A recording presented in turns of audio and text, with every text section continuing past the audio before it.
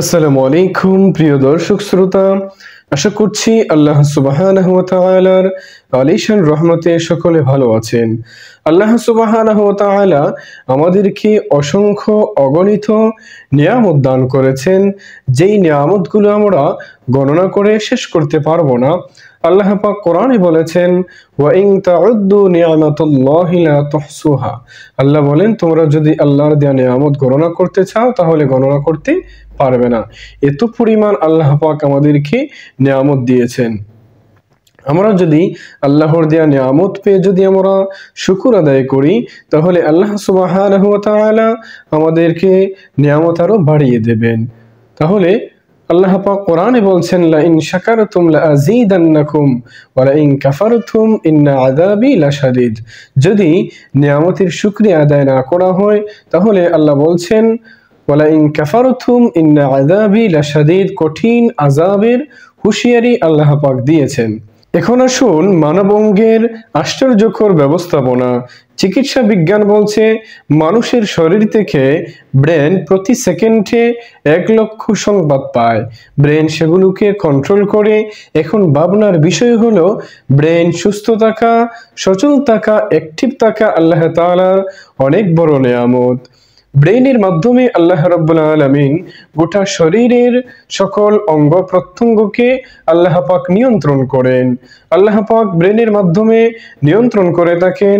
এক ধরনের পর্যবেক্ষণ সিস্টেম রেখেছেন যাকে বলা হয় নার্ভস। এই নার্ভের মাধ্যমে ব্রেন শরীরের অঙ্গ প্রত্যঙ্গগুলোকে নিয়ন্ত্রণ করে। ব্রেন অঙ্গ প্রত্যঙ্গগুলোতে এক ধরনের সিগন্যাল প্রেরণ করে। এই সিগন্যাল অনুযায়ী শরীরের অঙ্গ প্রত্যঙ্গগুলো কাজ করে, সে অনুযায়ী কাজ করে থাকে। এই সিগন্যালগুলো প্রথমে মেরুদণ্ডে যায় যাকে বলা হয় স্পাইনাল কর্ড, আর মেরুদণ্ড থেকে গোটা শরীরে ছড়িয়ে পড়ে। এখন প্রশ্ন হলো, তাহলে আমাদের শরীরে কতগুলো নার্ভ আছে? চিকিৎসা বিজ্ঞানীরা বলছেন আমাদের শরীরে এত পরিমাণ নার্ভ ব্যবহার করা হয়েছে, এত পরিমাণ ওয়্যারিং ব্যবহার হয়েছে।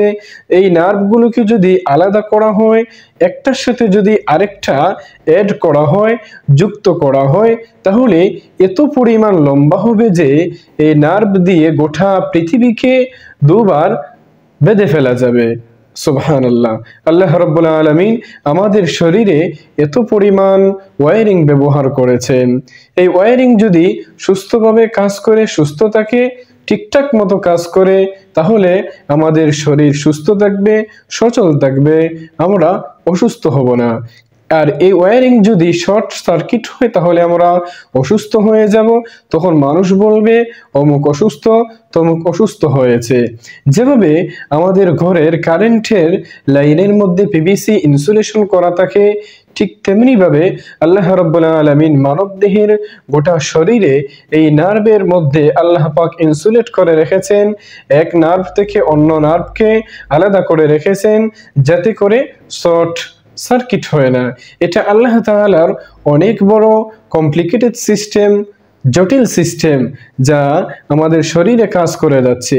এই নিয়ামতের কি আমরা কখনো শুকরিয়া আদায় করছি? আমরা এই নিয়ামতের কথা স্মরণ করে আল্লাহ তাআলার শুকরিয়া আদায় করব। তাহলে আমাদের শরীরের যে অঙ্গ প্রত্যঙ্গ যেগুলো আছে সেগুলো হেফাজত থাকবে, সুস্থ থাকবে। আল্লাহ পাক যেন আমাদেরকে এগুলোর শুকরিয়া আদায় করার তৌফিক দান করেন।